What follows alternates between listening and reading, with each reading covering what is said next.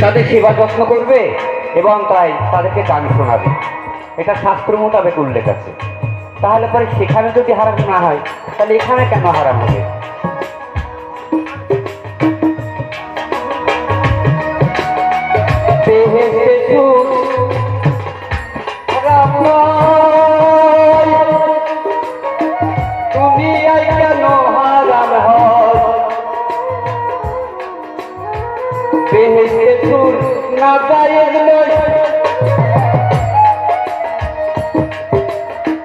দুনিয়ায় কেন হারাম হয়? তুমি কোথায়?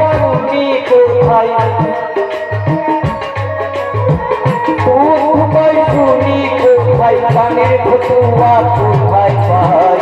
গান করিলে যদি অপরাধী হয়, গান করিলে যদি অপরাধী হয়।